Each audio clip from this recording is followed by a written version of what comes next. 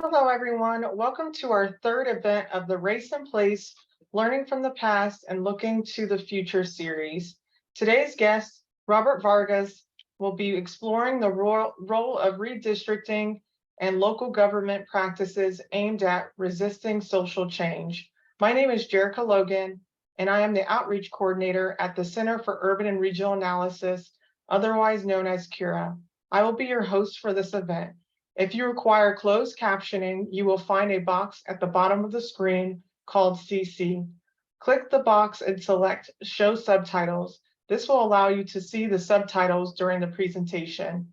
Please feel free to submit questions at any time during the webinar in the Q&A box. We will ask as many of your questions as we can in the last portion of the presentation, and if we do not get to your question, we do apologize. If you have any additional questions following this event, please feel free to email me at logan.433@osu.edu. This event is approved for one AICP CM.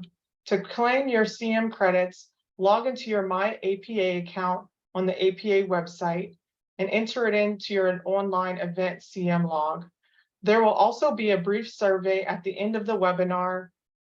And if you have the time, please provide your feedback. To learn more about CURA's future events or sign up for a monthly newsletter, please visit cura.osu.edu. You can also like CURA on Facebook and follow us on Twitter and Instagram. I am now going to pass it over to Geospatial Librarian Josh Shavardi. Thanks, Jerica, and welcome to today's webinar, everyone. My name is Josh Sadvari, and I'm the Geospatial Information Librarian at Ohio State. I'll be introducing today's speaker and moderating the Q&A. The Race and Place Summer Series is co-sponsored by the University Libraries Research Commons, and this program is a part of CURA's regular series on issues and challenges facing the cities and regions in Ohio and beyond. Don't miss our next event in the Race and Place Summer Series, the Race and Place panel discussion on August 18th, which features community engaged professionals whose work spans areas of design, planning, and local government with a focus on improving social, economic, and environmental conditions. You can visit cura.osu.edu/events to learn more about this event and register. I'm excited to be introducing today's speaker, Professor Robert Vargas, who is a sociologist studying the political economic forces shaping neighborhood conditions and local government responses to problems. His multi-award-winning book, Wounded City: Violent Turf Wars in a Chicago Barrio, showed how ward redistricting shaped block-level violence in the Little Village neighborhood of Chicago. He's also published in a variety of journals such as Social Problems, Criminology, and the Sociology of Race and Ethnicity. Professor Vargas has won numerous awards, such as the Career Award from the National Science Foundation, the New Scholar Award from the American Society of Criminology, and the David Heft Award for newly tenured faculty at the University of Chicago. His research has been featured in numerous media outlets such as NBC News, Telemundo, Univision, the Chicago Tribune, Chicago Magazine, and National Public Radio. Dr. Vargas, we're happy to have you with us today, and I'm going to go ahead and turn it over to you. Great, thank you for that introduction, and thanks for having me. I'm gonna share my screen. Can everyone see? Are we good to go? All right, perfect. All right, well, I thought I'd get started by telling you a story, because I didn't start off this work with an interest in redistricting. I studied this neighborhood of Chicago called Little Village. This is a map of the neighborhood. And so for my first book project, I tried to understand why violence was concentrated in the blocks on the east side of the neighborhood here, shown in the red. One little known fact, and I think a lot of people, is that around 4% of blocks in a given city account for over 50% of the violent crimes that happen in the city overall. And so violence tends to be hyper concentrated at the block level. And so I asked this question, trying to understand within this quote unquote violent neighborhood, why was it concentrated in these areas? And the short story of this, there are lots of reasons why. There was gang disputes over territories and these sorts of things. But when I focused on the allocation of resources redistricting ended up becoming a huge part of the story. And so in the west side of the neighborhood, it was entirely represented by the 22nd Ward and had been so for the past 5 or 6 decades, whereas the east side of the neighborhood had been split up into 3 different districts. It's essentially been gerrymandered since the 1970s. And this mattered for violence prevention for a number of reasons. When many of you can probably try to imagine 3 to 4 elected officials with very different ideologies on an issue having to come together, not just to formulate a plan for reducing violence, but coordinating logistics across 4 of their offices. And so it's just a kind of like a perfect bureaucratic nightmare for trying to get anything done, let alone a really difficult problem to address like gun violence. And so this was a study of one neighborhood in a certain particular time in Chicago's history. And so the research that I'm going to share with you is my effort to really scale this up, both in terms of time and space. And this has been a really difficult thing to do, in part because sociologists don't tend to study redistricting. It's something that mostly political scientists do. As I'm sure many of you are aware, the Supreme Court ruling in 2019 in Gill versus Woodford ruled that gerrymandering is not justiciable. The Supreme Court kind of punted here and said that it's not their role to be able to detect when gerrymandering happens and when gerrymandering doesn't, based on any different one of quantitative metrics you could use. Chief Justice Roberts referred to all of the science informing this work as sociological gobbledygook, which I thought was really funny and interesting because sociologists aren't studying this shit. Political science gobble, whatever. And so, this was a real punch in the stomach to a lot of my colleagues that study redistricting from a pure political science or legal lens.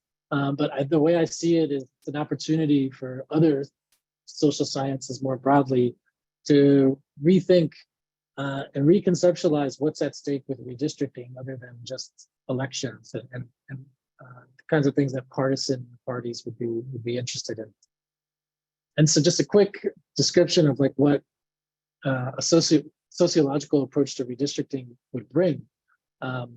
It brings a lens that moves beyond place centrism. What I mean by place centrism is a focus on political districts as taken for granted boundaries and privileging counts of population in these polygons or in these districts, and using that as the basis of the analysis versus stepping back and thinking more about how these very specific boundaries are constructed in the first place. So it's an approach that focuses on boundary formation. And the last thing that I think is really important here is to incorporate history prior to 1965. Everything that I've read in the redistricting literature focuses on the Voting Rights Act, I think very understandably so. But if any of you read, I think in my view, some of the most interesting historical works or work of historians in urban history, you learn that everything that happens in cities is the result of path dependence. What happened 100 years ago shapes the ways that cities are operating today. There's a lot of great work on this, and we don't know specifically how that historical relationship matters or unfolds and looks like for redistricting. I'll just skip this into the head. So what did I do to scale this up? Well, I had a team of undergraduates. Oops, my PowerPoint just shut down on me because I was about to try and play a video for you. So while it reloads, what I was going to attempt to show to you all was a time series map of, let's see. I'm just going to skip that so that my PowerPoint doesn't blow up. Okay, we're just going to skip that. Share my screen again. That's one thing we didn't practice during the practice session, was my PowerPoint blowing up on me. Swap displays. Okay, we're back. So what I did was, with a team of undergraduate researchers, we digitized the ward maps of Chicago, St. Louis, and Milwaukee from when they were founded in the 1800s to the present.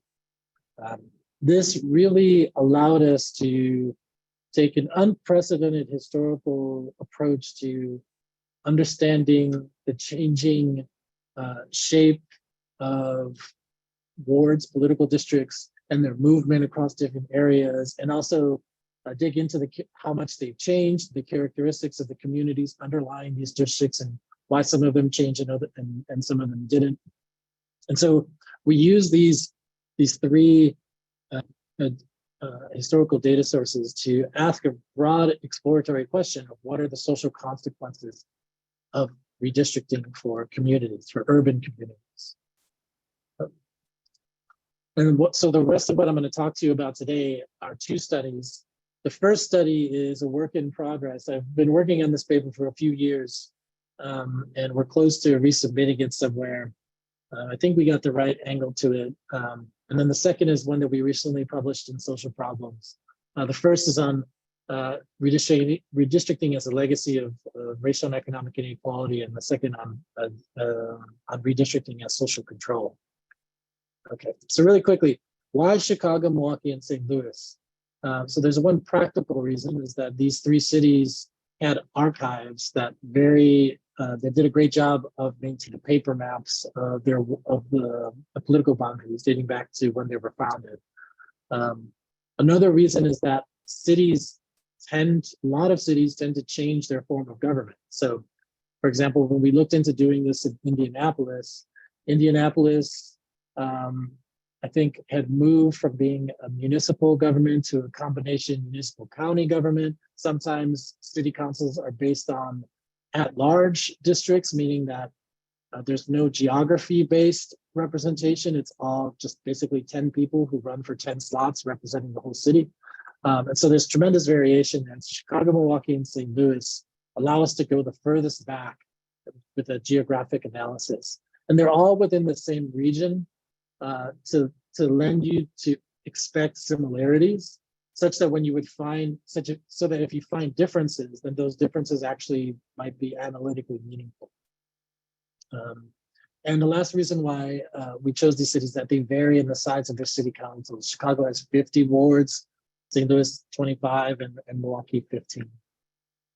And so a brief description of these three cities, bear with me here because there's a lot. I know there's a lot on this graph.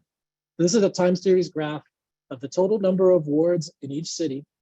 Chicago's in the blue, Milwaukee is in the yellow, St. Louis is in the red. The solid lines reflect the total number of wards on the left-hand side here. So Chicago, you can see, started off with 5 wards, grew to 50 in 1923 and has remained at 50 since 1923. Whereas St. Louis has remained at 28 since 1876. And then as you can see, interestingly, Milwaukee's grew and then contracted. And then the dashed line represents the population of each city, which is on this other y-axis. And so again, this is just pointing to some of the key variation of these cities to take notice of. Okay, so for the first study, the very simple research question we set out to examine was, with these historical data sets, was how often do blocks within a city change wards? And there are a lot of ways to do this. We decided to do what's called a tessellation, which is basically to produce a grid of hexagons over the land mass of each city. So this is like this photo is a photo of the north side, far north side of Chicago, bounding Evanston, and zooms into what this tessellation looks like. So, in an ideal world, you would join city blocks to the ward that they were assigned in a given year. But when you're looking at change over 2 centuries, blocks change size, and lots of changes happen. And it's very difficult to document those changes with confidence. And so what we did was just tessellate a grid of hexagons so that we're not trying to make claims about city blocks or census tracts. That we're just basically pumping out a grid of geographic units to just designate different spaces. And then what we did was join each hexagon to the ward that its centroid belonged in at each year for each remap starting in 1876, starting from when they were founded to the present. And so what you end up with is a spatial panel data set of hexagon years, where you basically have the ward that the hexagon belonged to for each year. So this is another example of the data set. And so the way that we analyzed change was to borrow from sequence analysis in social sciences, which is simply just plotting a zero for whether or not the hexagon changed wards in the 1847 remap, whether they did in 1857, and so on and so forth. And so this row right here represents what it would look like if there was a hexagon that never changed wards in its entire history. The second row here is an example of a hexagon that hypothetically changed wards at every single redrop. And so you can imagine that there's tremendous variation between those. And so the spatial use of sequence analysis here is something we're using as a purely descriptive exploratory tool. I'm happy to answer more questions about this methodology in the Q&A. And so the first task of our analysis after restructuring the data this way was to just simply plot the most frequent sequences in the data. And so what popped out here, and this is of Chicago, these are the sequences from 1837 to 2015. The dots here represent time periods when that hexagon was not yet incorporated, because Chicago started off as a really small area over what is now called downtown, and then grew outward as it incorporated land around it. And so these periods indicate times when these areas weren't yet annexed. And what happened was, notice this pattern where there's a lot of zeros after this one time point. A lot of the sequences have these zeros, especially, so if you look at it, around 15 or 20% of Chicago's landmass stopped changing wards after 1923. And so right then and there, that surprised me, because I was expecting change to be much more frequent than stability. And so we did this exact sequence analysis for each of the cities, which is to identify the hexagons in each city that have never changed wards. And then we mapped the hexagon. And this is what the map looked like. In Chicago, these areas are high clustered. In each of the cities, they're highly clustered. Again, this was not an expected finding. And they cluster around very particular communities.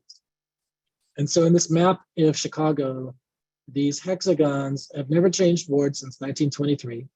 In St. Louis, these have never changed since 1876. And in Milwaukee here, these three areas have just never changed wards ever since Milwaukee was founded. And so after this finding, we pivoted to doing straight qualitative historical research to figure out what was happening here, looking at historical lawsuits, state laws, municipal archives. And to summarize what we found, is that there's an important story here in Chicago and then also in Milwaukee of former settlements. And so if you look on the map on the right hand here, a lot of these neighborhoods, they're known as neighborhoods now in Chicago, like Lakeview, Rogers Park, West Ridge, Hyde Park. These neighborhoods were actually founded as their own township in the 1800s. So when, as westward expansion was happening, after the removal of indigenous peoples by the US military, ignited a period of real estate speculation, wealthy investors from the East Coast bought huge swaths of land all throughout the Midwest and created their own township. And so a guy named Morgan created Morgan Park. A guy named Austin created the township of Austin. And what happened over time is that state laws in the state of Illinois facilitated the city of Chicago, facilitated Chicago's annexation of all of these townships around, adjacent to the city of Chicago. There's a lot of history to go over here, but I think one of the most important things that stand out here is that ultimately Chicago became the city that it was due to the construction of the Illinois and Michigan Canal in the mid 1800s. The construction of this canal was crucial because it linked the Great Lakes and the Atlantic Ocean to the Gulf of Mexico and created a trade route so that any kind of trade coming from Europe could enter the Gulf of, can go through to the Gulf of Mexico. And so the construction of that canal positioned the city of Chicago, because the entry point was the Chicago River. It positioned the city of Chicago as the key gateway city for capital throughout the world flowing through this region. And so for that reason and several others, Chicago grew and just grew intensely and attracted all of this financial capital from throughout the world that allowed it to grow and then eventually annexed these townships around it. And these townships, as part of their negotiation for entering into the city of Chicago, lobbied the state to pass a law that would guarantee them the right to a political ward once entering into the city of Chicago, once being annexed into the city of Chicago. And so again, that was a finding that really opened our eyes, because when you think about redistricting and gerrymandering and the things that protect communities from being gerrymandered, a lot of the focus is on population change. It turns out there's a lot of state laws that protect select communities from redistricting and you can only find that out through histories, through unpacking histories like this. The case of Milwaukee was similar. These three areas that never changed wards in Milwaukee were literally named after Milwaukee's three founding fathers, so to speak. Solomon Juneau, Byron Kilbourne, George Walker, and then the neighborhoods that have been named in turn: Juneautown, Kilbournetown, and Walker's Point. These three neighborhoods of Milwaukee have also consistently been some of the more important, politically powerful and affluent neighborhoods. And lastly, St. Louis is radically different, radically different. So the story of settlements here did not apply at all in St. Louis. And the reason why has to do with the Civil War. And so Missouri entered the US government, federal government. Missouri, the state of Missouri entered the US government as a slaveholding state. And the city of St. Louis was home to a very prominent abolitionist movement that had sympathies and alignment towards the Union. St. Louis was also home to the largest armory in the state of Missouri. And so dating back to the Civil War, the state of Missouri, the state government of Missouri, has basically done everything it can to undermine and interfere with the city of St. Louis's ability to self-govern. And so as a result, one consequence of this was that St. Louis was simply not allowed to grow. It's the overall city limits of St. Louis has remained the same since 1876. And so while Chicago was able to annex these townships around it that then negotiated this term of being protected from redistricting, this wasn't even an option for the city of St. Louis, because it was landlocked by the state government starting in 1876. And so what these four communities represent, on the west side here is Washington University in St. Louis. On the east side of St. Louis, near the river, is the headquarters of the Anheuser-Busch Corporation, and historically the first Anheuser-Busch company. And so what each of the areas of St. Louis represent is more of a story of like the power of really important key economic institutions for the city that date back to its founding. But it's, as you can see, it's a radically different kind of story here than what unfolded for Chicago and Milwaukee. So why does this history matter for redistricting? Well, it matters if you're thinking about trying to draw quote unquote fair maps, because a lot of the focus on drawing fair maps focuses only on post-1965 history. And what that history is one that's focused very strongly on whether particular maps are adhering to the Civil Rights Act or the Voting Rights Act. But as you can see from just the story of these three cities, there are many other historical structures and that are still ongoing that shape and protect communities today. So the state laws in Illinois and in Wisconsin that protect former settlements in cities and guarantee them a right to representation are still on the books today. Yet they never enter the discourse on what qualifies as a fair map. And I think that this is an especially important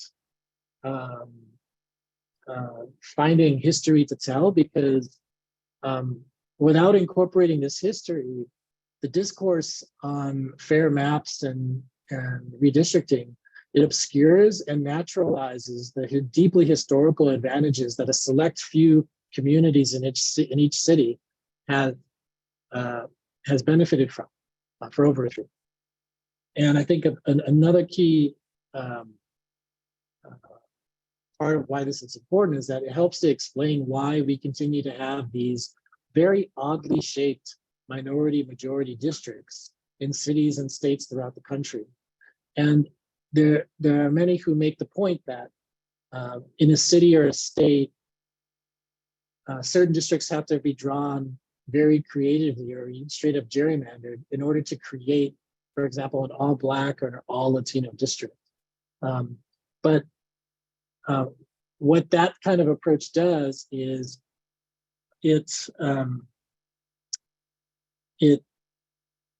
puts to the back end, it kind of obscures the question of which communities have never changed districts, and why is it that we need to carve out really oddly shaped districts for communities of color, as opposed to fragmenting some of the more advantaged communities within cities and states in order to allow more compact, contiguous districts for Black and Latino and racial minorities generally.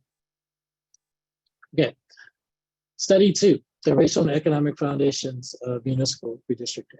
So this study focused on a different question, which is, with the same data set, looking at change since the 1800s, looked at how far do districts travel over time and why. And so what we did was we created a similar spatial panel data set, but we measured the distance traveled. So this is the first ward of Chicago. And this video is showing the changing location of that particular ward. And as you can see, it travels a pretty decent distance. And so we created these distance measures, which we call ward journey, for each ward in each city dating back to 1876. And this is a scatter plot of all of the ward journeys for each of the cities and each of the wards. And what it shows is a handful of ward journeys were really long, like over 5 miles in distance, meaning essentially that this ward had traveled from one end of a city towards the other. And that the vast majority of these journeys are short, meaning you can imagine a ward moving slightly, very slightly, moving very short distances. And so we investigated historically, looking at newspaper archives and media coverage of the redistricting, of the remap processes in these cities to figure out what explains, or how do we make sense of these cases of wards or political districts that travel great distances? And then how do we also make sense of the ones that don't change as much? And so what we found was not really gerrymandering, because gerrymandering implies, the Democrats trying to undermine the Republicans. It implies like a party interest, since these cities are largely single party, or not even, or they run nonpartisan elections. What we uncovered instead were three different forms of redistricting being used as a tool of social control by the local political machines. And there were three specific types of cases of this kind of redistricting practices. There was disciplinary redistricting, suppressive redistricting, and transactional redistricting. And so suppressive redistricting in Chicago and St. Louis referred to cases where you had one really outspoken city council member who was critical of the local mayor or of the speaker of the city council, the highest ranked city council member. So for example, in St. Louis, the council member of the 20th ward was very critical of the mayor's effort at the time to try and spend public money on the construction of a new stadium for the St. Louis Rams, who were in St. Louis at the time, and was making public statements about how this is a deeply racist policy approach, given how underserved many of St. Louis's Black communities historically have been and continue to be. And this was just one of many different examples of this particular city council member being outspoken. And so what happened in the 2001 redraw, their district was moved from the north end of St. Louis to the south end. And this forced this particular city council member into just completely abandoning running for office in the 20th ward, and instead trying to run in a different ward. But then that ward didn't really serve her old constituency, and so she ended up losing out. A similar story happened here for the second ward in Chicago. Repressive redistricting is another type here, where similar story here, but in Chicago, the way that this unfolded in the 1960s was through the rise of a man named William Dawson, who was seen by historians as the first major leader of what was called at the time like the Black political machine. And when Richard J. Daley became mayor in the 1950s, this was the famous or infamous Mayor Daley, who is credited with helping Chicago grow into the economic powerhouse it is today. Daley immediately sought to undermine Dawson's power by moving the 21st wards and the 34th wards, and then in 1947, so stick with the 21st ward here. In 1947, the 21st ward was a largely Italian immigrant neighborhood. And as Daley entered office, he wanted to create new political districts in the south side of Chicago where he could appoint a member of the Black community as the city council member of that new ward, such that the new city council member would then feel beholden to the mayor and essentially be integrated to the Daley political machine.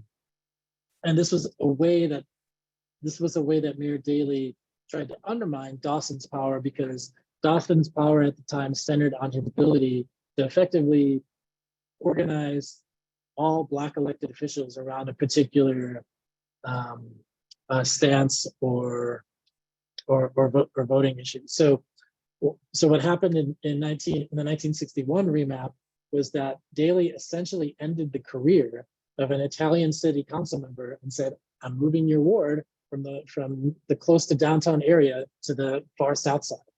And when that happens, and especially when it happens when a city council member retires in the middle of their term, in the city of Chicago, the mayor has the power to appoint someone to finish their term.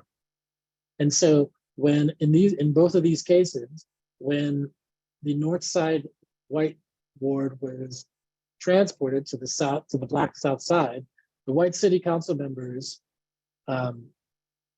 resigned, which gave Daley the opportunity to pick his hand-chosen member of the black community to then become city council member. And slowly, this was part of the portfolio of strategies that Daley used to create a segment of the black community that was integrated into his political machine.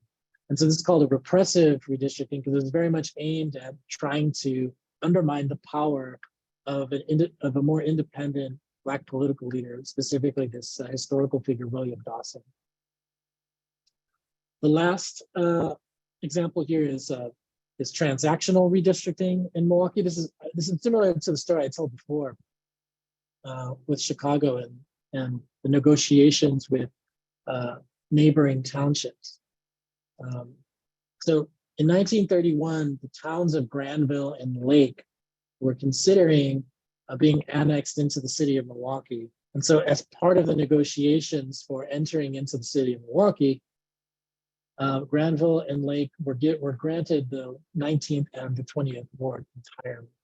And so this kinds of transactional redistricting is an example of another kinds of politics that goes beyond traditional thinking about partisan gerrymandering that ultimately shape what these ward maps look like. And I think that knowing how these politics are expressed and how it works out, I think give communities and give journalists and scholars a more accurate understanding of the kind of backroom deals that happen in these often one-party settings where wards are being redrawn and politics seems to not matter as much, but it certainly still matters, as you can tell. And so to conclude here, some of the findings from this study: municipal gerrymandering reflects both race and class conflict in each of these cities. And then for each of these cities, redistricting is used as the tool of racialized social control.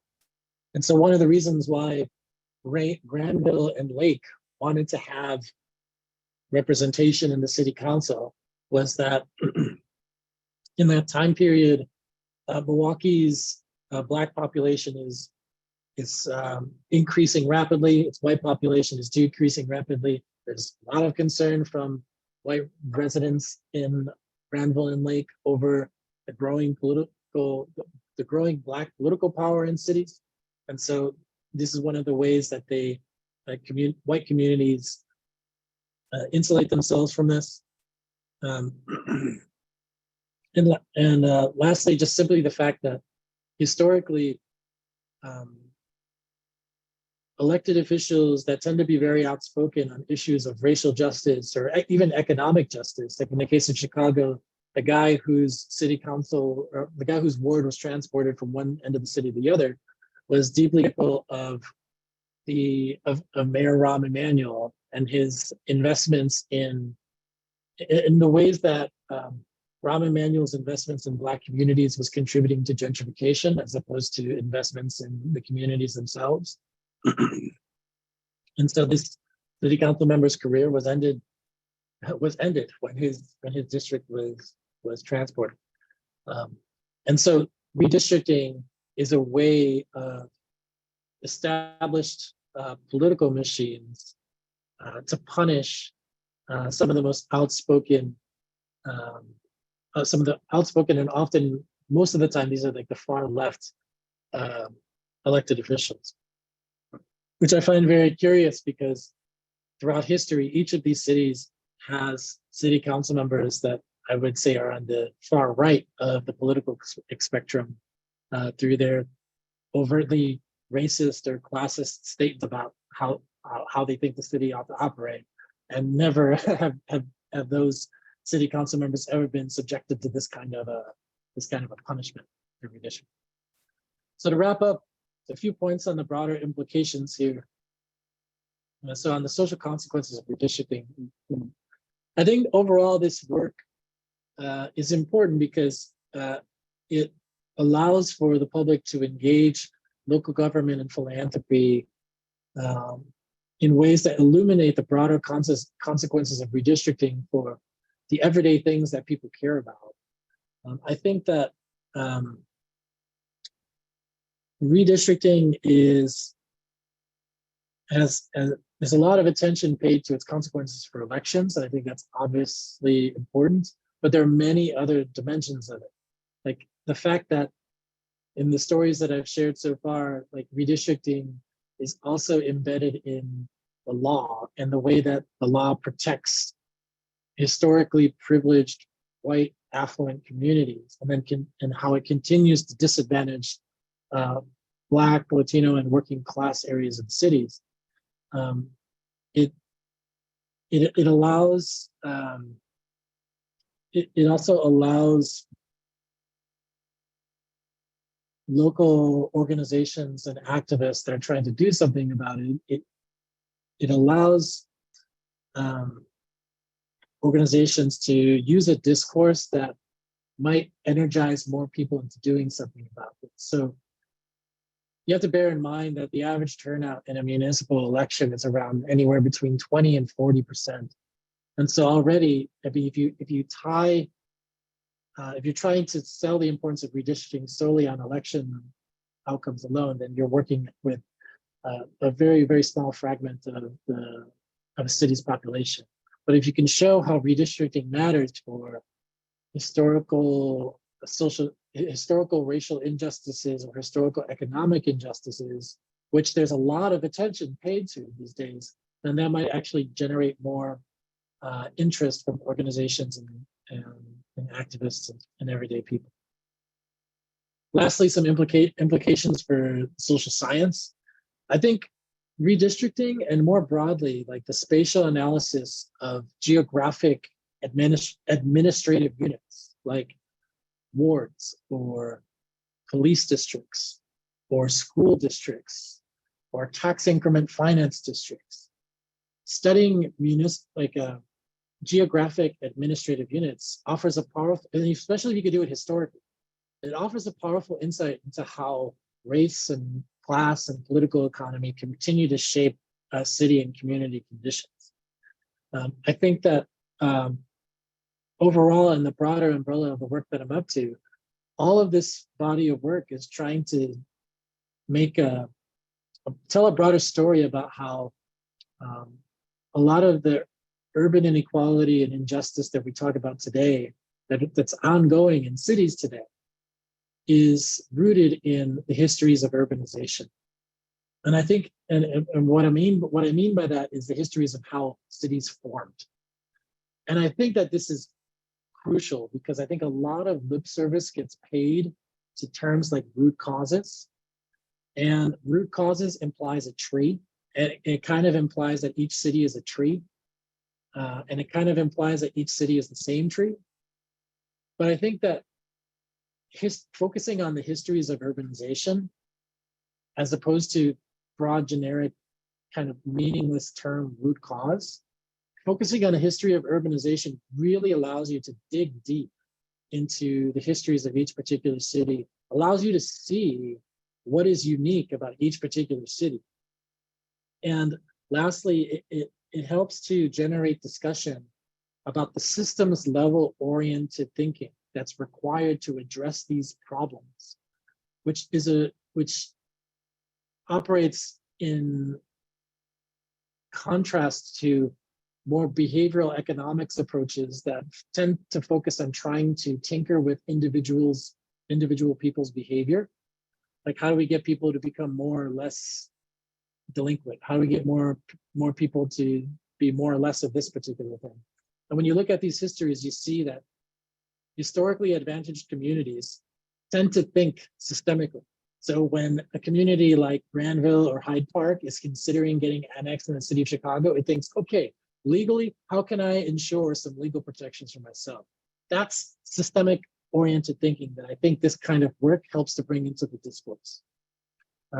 So I'll end there, and happy to answer any questions that anybody has about anything. Thanks for listening. Robert, thank you so much for this presentation. It was super interesting, and I want to invite, we have about 15 minutes, so I want to invite folks in the audience. Please go ahead if you have questions, add them to the Q&A, and I'll ask them of Robert. But in the meantime, I have a couple of questions that I would like to kick us off with. So you talked a little bit at the beginning about reasons and some of the practical reasons that you chose to look at Chicago and Milwaukee and St. Louis for this study. And hopefully through this presentation, it's become very clear that, you know, there's a lot of work that goes into this, from finding and preparing data from the maps to help you do the analysis, to uncover the patterns that you discussed, but then all the other work you did, the archival work, the other qualitative work you had to do to try to explain and contextualize those patterns. And so I have kind of a two-part question. The first is, can you talk a little bit about the challenges that you faced in doing that work in what you identified as pretty well-suited cities for this project? And then can you also maybe offer some advice to researchers who are interested in exploring whether or not they could do a similar type of analysis in their city? Yeah, the challenges was one challenge was adapting to the slow pace of doing the painful qualitative historical work to figure out what was going on. I had to form reading groups with my research assistants where we went out and got all the relevant history books on each of the cities.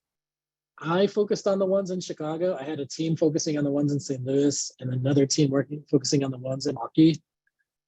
I mean, it gave me a deep appreciation for the work that historians do.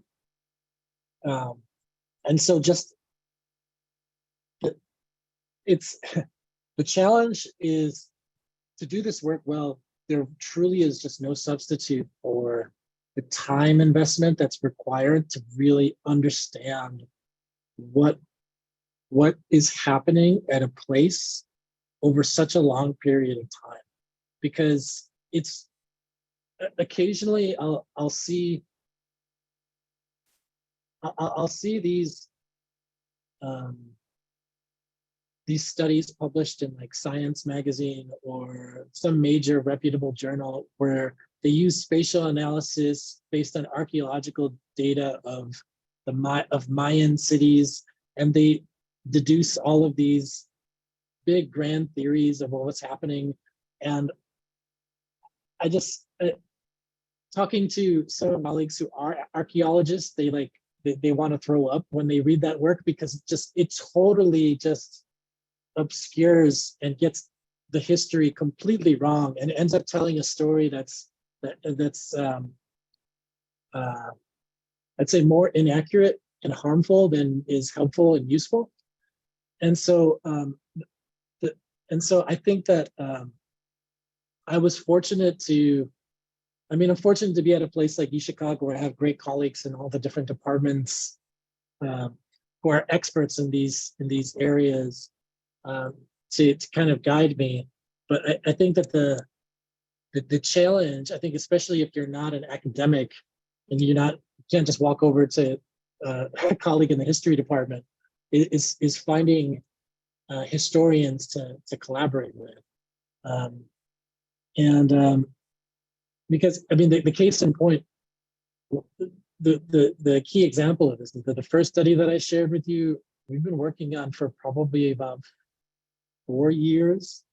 It's 2023, so 3 years. Like, I started doing the exploratory graphs for all this stuff in 2020, early 2020, and we're just now trying to find the right literature and theory to kind of wrap everything in. And so I guess I would say that if you have the time, or if you don't have the time, try to figure out ways to carve out the time, or to find collaborators is the way to try to pursue this kind of work.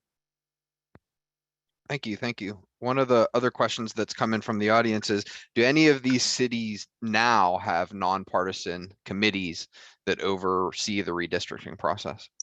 They don't.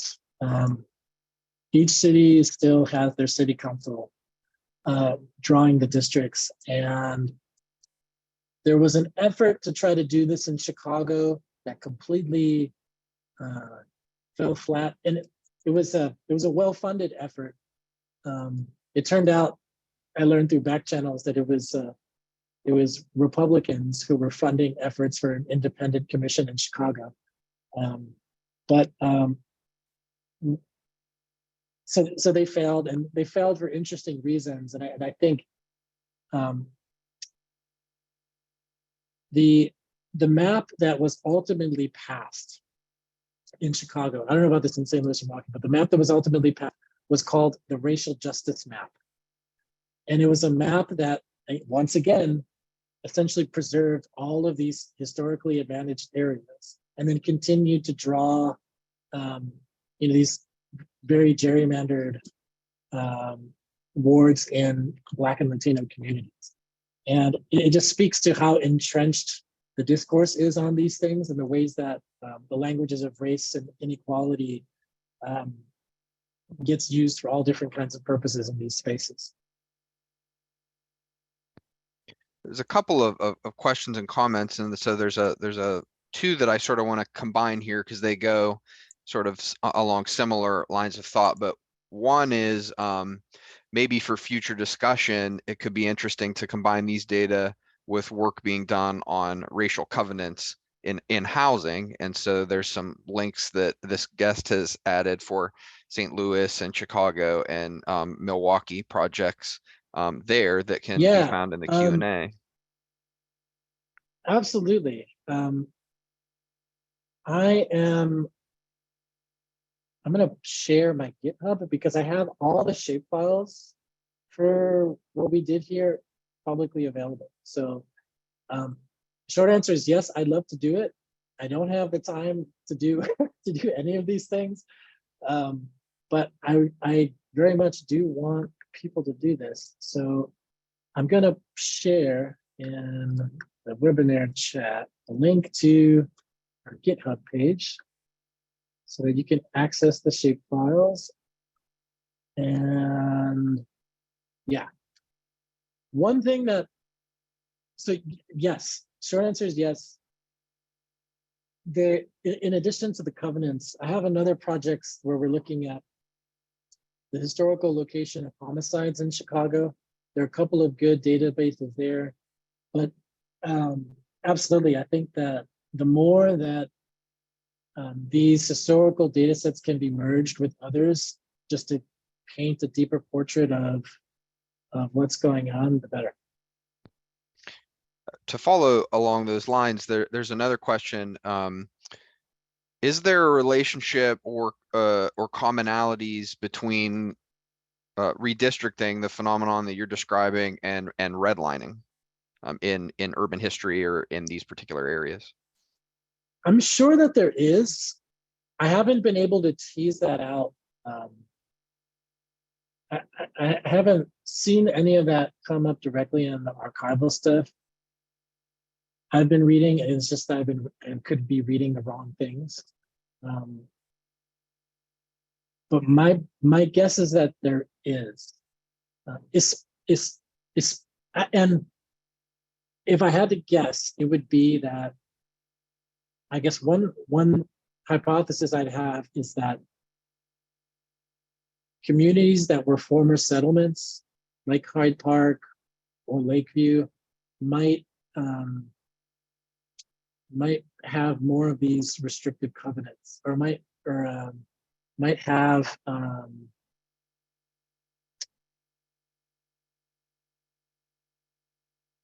or might have benefited from certain kinds of lending practices relative to other communities. Again, it's something I'm sure is out there that is worth exploring. And reach out to me if you want any help with accessing the data or stuff. Yeah, it's a great idea.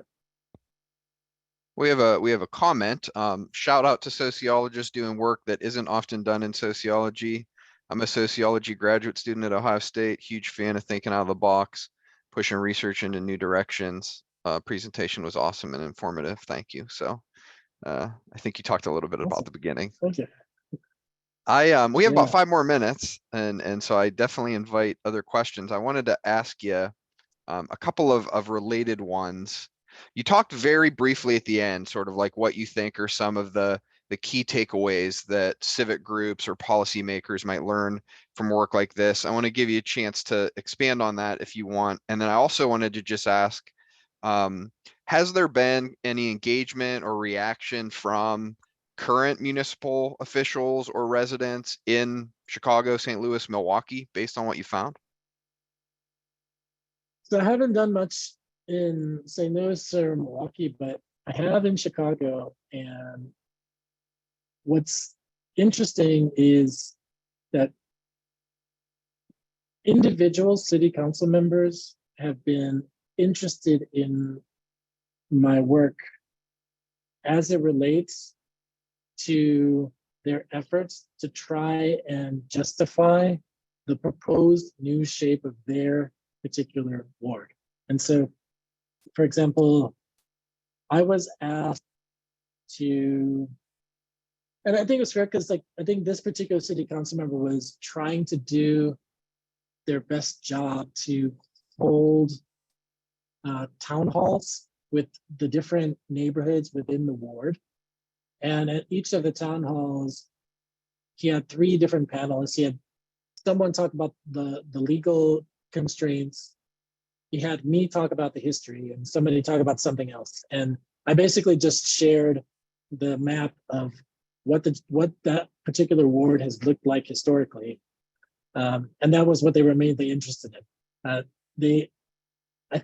My experience in sharing this work with city council members is they get it, they understand it, but there's, I mean, it's in a city like Chicago, the politics is an infighting amongst different segments of the Democratic Party. There's like I would say the socialist leaning segment, and then the more neoliberal status quo oriented segment of the Democratic Party. And so I don't think either side has found the overall message of this work, meaning like the importance of needing to rewrite state laws and thinking about fundamentally reconstructing our cities. I don't think that they've incorporated that discourse and have found it useful quite yet. But I haven't given up hope yet, in part because I think that a lot of lip service is paid to the language of root causes. And I think that for the elected officials that use that language, I think it's important to be able to hold them accountable with the evidence of what those root causes or those histories of urbanization actually are. And so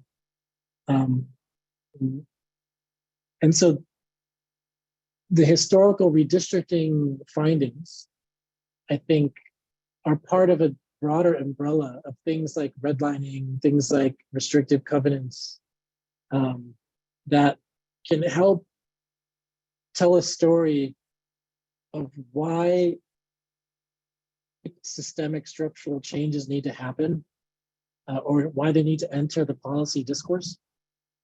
And so a short way of summarizing this is that I don't necessarily envision local governments taking what I'm doing and say, okay, I'm gonna redraw my maps this way. No, the way I think about it is like, I think that this work is going to hopefully enter a discourse to get people think more concretely about the histories of cities and how it shapes the things that we're still doing today. Because I think if we want to take seriously social structures and changing them, we actually need a language and a discourse for identifying what those structures are. And so in this history, for example, state governments the role of state law in protecting or constraining communities is crucial in all the states. It works differently in each state, but it's crucial. But when we think about the problems of cities, a lot of it tends to just focus on what the city is doing, when so much of it depends on the relationship between city, county, and state. And as you can imagine, there's all sorts of things that shape those relationships. And so that matters, because if you're trying to do something different, it means doing something to change those relationships amongst the different government actors, as opposed to doing something to change just, what people and community want or the way that they're behaving. Robert, thank you so much for today's presentation, and really appreciate it. And I know the folks here do a very interesting work. And I'm going to leave it to Jerica to close us out. So thank you guys for attending. If you have any questions, don't hesitate to reach out to me at logan.433@osu.edu. Have a good rest of your night. Bye.